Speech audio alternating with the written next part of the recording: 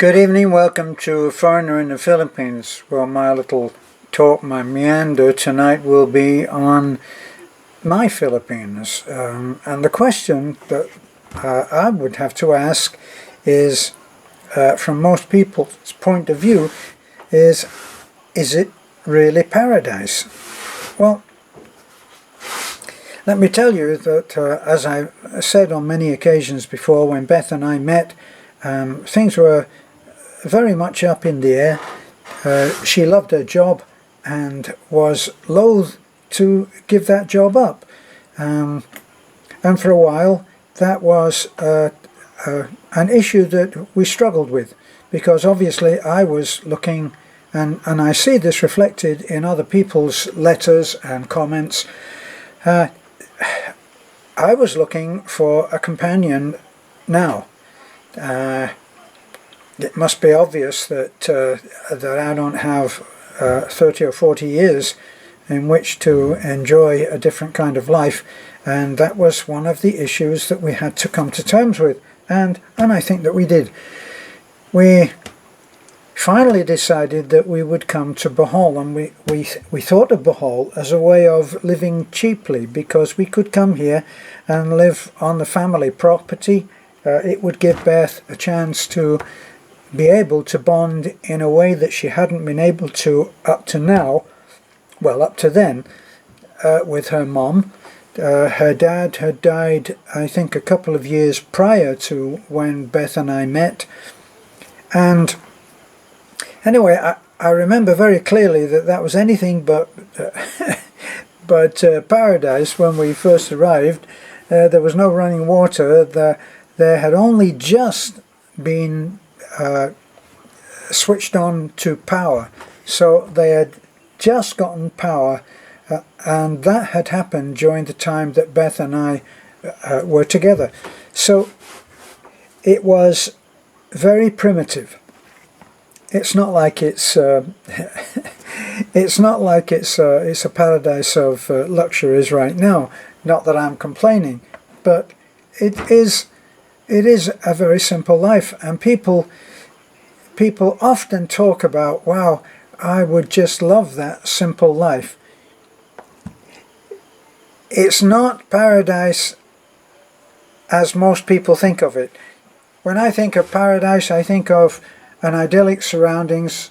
I think of, which we have, I think of beaches and I don't know, beach houses which are simple and yet luxurious in a primitive kind of way, if that's possible. That's what I think of. And of course, never having to be concerned about money. You're able to live very simply, which in everybody's viewpoint seems to be that you don't need any money to live that kind of a life. Yeah, right. So we came to the island of Bohol with that in mind, and we were going to save up, and we were going to go to a different country so that Beth would be able to think in terms of expanding her life experiences and gaining from travel, because there is no question that travel does broaden the mind. That's the popular saying, is that travel broadens the mind, and it is true, because you see people who are both far beneath you financially and people who are certainly far above you financially. When we were very kindly given a couple of days, I think it was either a night or a couple of nights in the waterfront hotel, and it turned out that it was on the executive floor, and it was a sumptuous,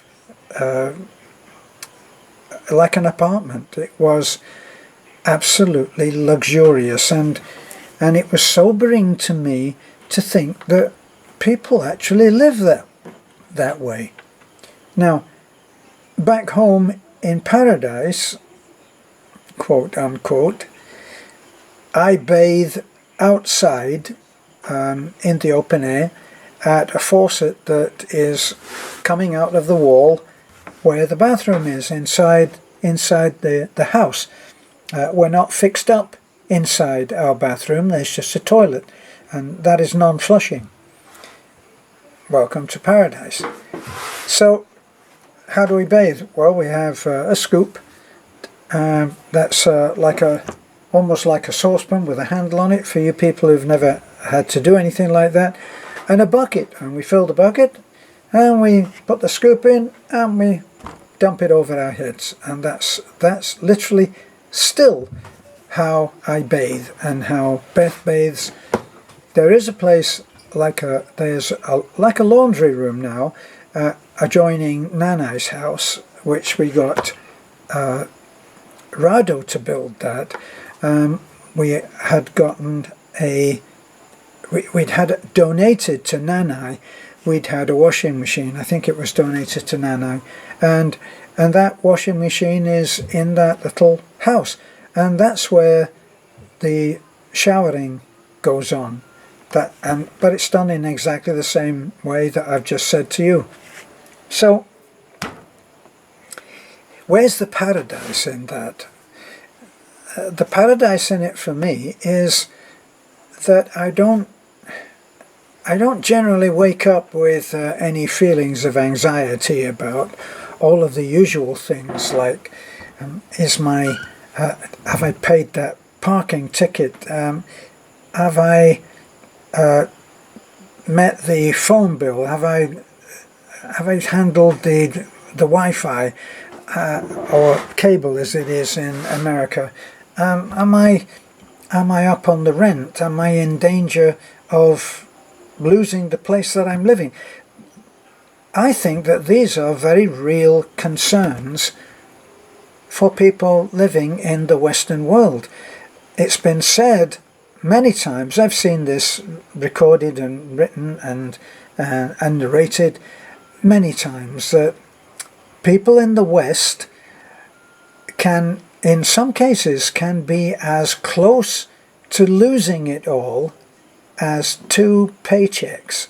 See, at one time, the situation in the West was big companies, secure financially, who were able confidently to tell their employees, stay with us, and when you retire, we'll give you a gold watch and a pension apart from your Social Security pension.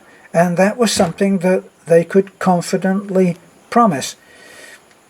Later, that entered into a phase where the idea that anybody could give you a lifetime guarantee on, say, a unit of some kind became one where you said, lifetime guarantee? Yeah, okay. Because it became real that no one could say that it was a lifetime of anything. And one of the things that I was so relieved to leave behind was the idea that I was living in good condition, because I was in a house, but I couldn't afford to buy that house, even though it would have gone for a very modest amount of money. I couldn't afford to buy it on my pension. Now I'm here, and I'm in the Philippines, and I'm living, fortunately, when Beth and I married, I brought enough money on pensions to, I have 2 pensions, one from the UK, which is very small, and another one which is not quite as small, from the US. That's because of my roving lifestyle during my life. I haven't been one of those who has been totally employed constantly. I just haven't done that. I've traveled, I've had a lot of fun, I've been a musician. Musicians are not known always of making their contributions, so you get back what you put in, and now the pension that I do have from the UK and from the US reflects that lifestyle that I enjoyed. So now I'm here. I did bring enough money that as far as our finances went, I could say we can live, and we can live modestly, but we can live and we can save some money. And we never at that time thought about the YouTube. We never thought about that, even though far back I actually had a YouTube channel, and it went under the name of I think it was Presto 39 or Presto 69, not quite sure. Presto being an Italian term for quickly or fast. So I'd always thought in terms of having a YouTube channel, and I'd prescribed to a few people back then, nothing to do with expats in the Philippines of any kind, but I had prescribed to one particular couple that I admired, a young couple who managed to finance their travels with their blog. So they managed to do that, and I prescribed to them. They were the first blog that I subscribed to, and I learned quite a bit from them, how they did it, how they talked, how they settled in different places. They had a good life, and they got along very well together. They were pals as well as man and wife. For the life of me, I can't remember that couple now, but that put a seed in my mind that was a possibility. And so when I came with Beth, my idea was to live very simply and maybe go to somewhere like Costa Rica or Ecuador, and one that was a very strong contender because it was already American based, and that was Panama. Panama is already shaped in the image of America, and they have a very good attitude towards seniors, which is pretty good because I happen to be a senior, in case you didn't notice. And that was kind of what we thought that we would do. Now, I'd never imagined that I would be at home in the mountains anywhere. In fact, when I came and started to think about living out here, either in the Philippines or Thailand was one places where I was thought that I was headed to be, and then I met this particular lady, and a lot of plans went out the window along with the arrival of new plans, which is what we're talking about now. So we set up home here, and we lived at first with Nana. I fetch water from the well, which is about a quarter of a mile downhill and then back up hill with the water, and I kind of helped out on the chores. We walked down the hill down to the main road. It was a beauty overload, because if you've seen the videos where we turn the camera on what we're looking at, on what we're seeing, you'll see that it is breathtaking scenery if you like mountains. Now, as I've said before, we're not talking about the Eiger sanction, okay? So it's not climbing the north face of Everest. It's not that kind of mountain. We're just in the middle of hundreds of square miles of rolling hills, and because of their altitude, they meet the definition of mountains, and they're beautiful. Later we got a motorcycle, and that made things so much easier. When we got a motorcycle, we were able to get out and about. We went on rides, and we were actually living in a kind of a paradise. If you can put up with bathing in cold water outside with a little fence around you. Actually, at that time, when I first arrived, we walked down the hill one way, we walked down the hill that way to get drinking water, and we walked down the hill that way to bathe. And we bathed at an open well. An open well is just a hole in the ground. And I thought, well, it seemed a little bit too primitive to me, because we stood here next to that hole. There was a fence there to stop you falling in, and we stood there. We bathed together in among rice fields, right next to all of these rice fields, and with hills rolling away in every direction from us. And in the Filipino style, you bathe with your clothes on, so you go down there, and I'd bathe with my shorts on, and Beth would bathe with her bottom and top on, and the way that she'd bathed since she was a child, and at the same place, by the way. So that changed when we fitted a pump on the drinking well. We actually dug a new well, not me personally. We dug a new well and we fitted a pump, an electric pump. We ran power down there, electric pump, and suddenly life did change, because we were able to run water to our house, which I had built by then, not finished but certainly built. We were able to run, we ran water up to two big cylinders, and then from there that siphons down with gravity feed down to Nanai's, so Nanai gets her water as well from the same source. So it changed, and we enjoyed being together. We enjoyed going out on the bike. We went to see the Chocolate Hills. We went to all of these places. We went to different beaches. We had a great time.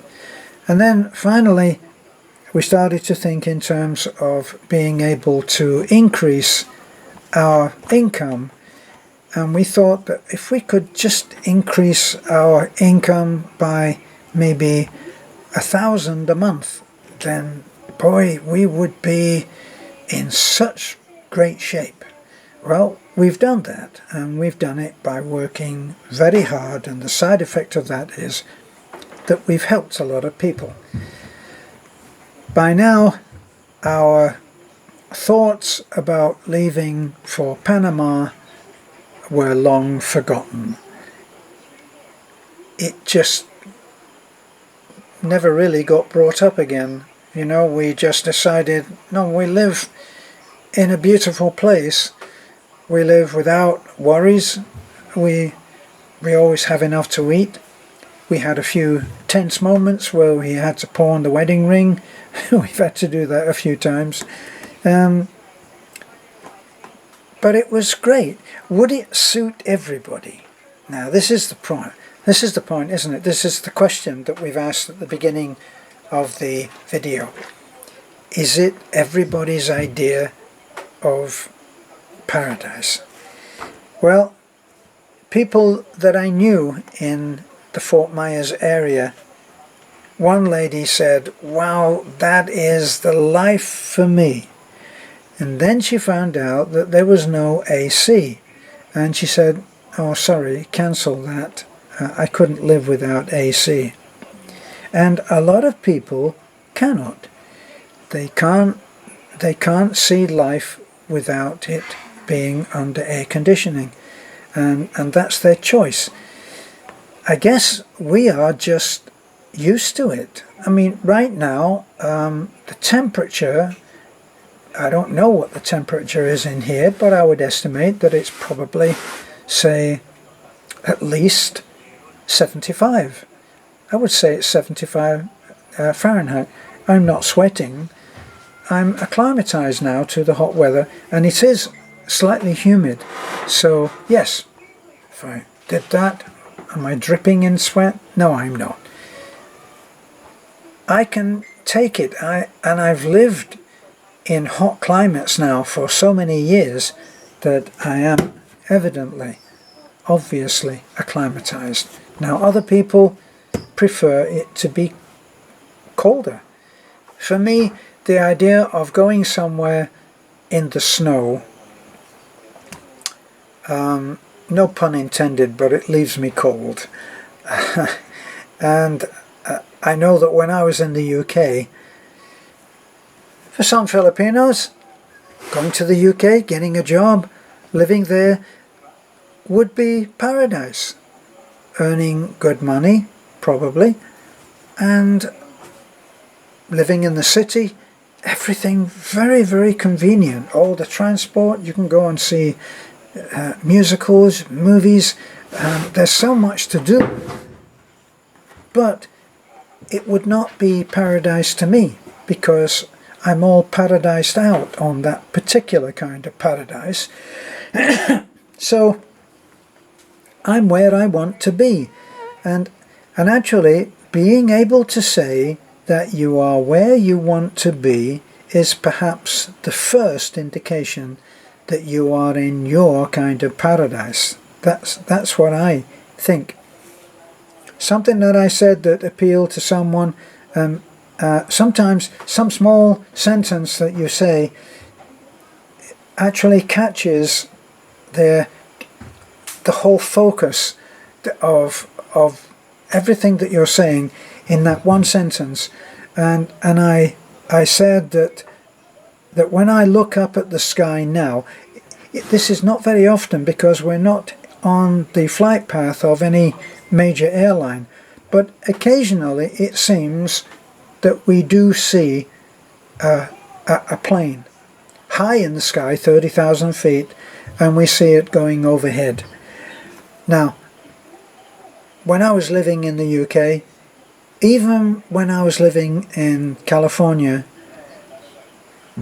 and actually later in Florida, if I saw a plane high in the sky, I would look up there wistfully and think that I would love to be on it.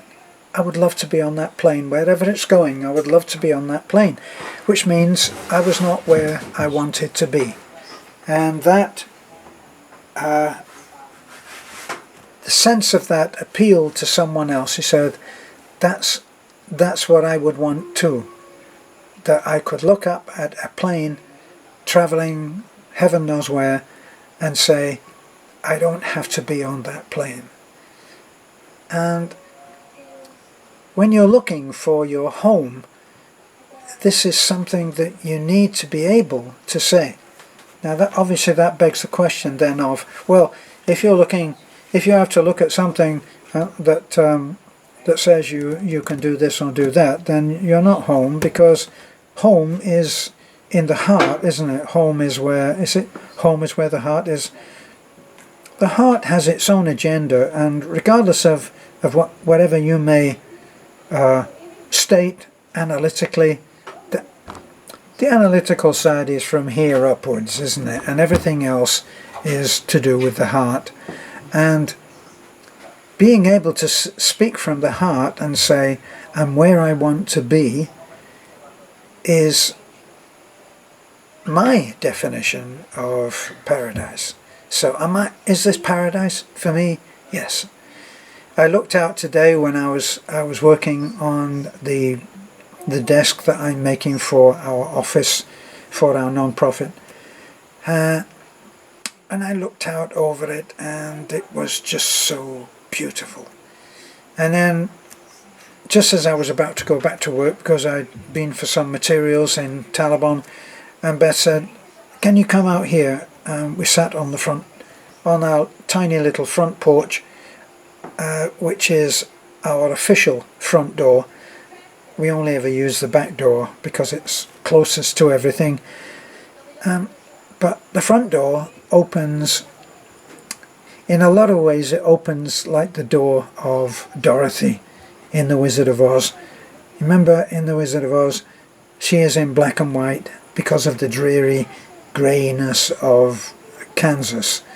And she opens that door, and it was this tremendous stroke of creativity that they'd made, that the movie up to that point had been done in black and white, and then when she stepped out onto the world, which had changed, she stepped out into the world of Oz, then it all became in brilliant colour.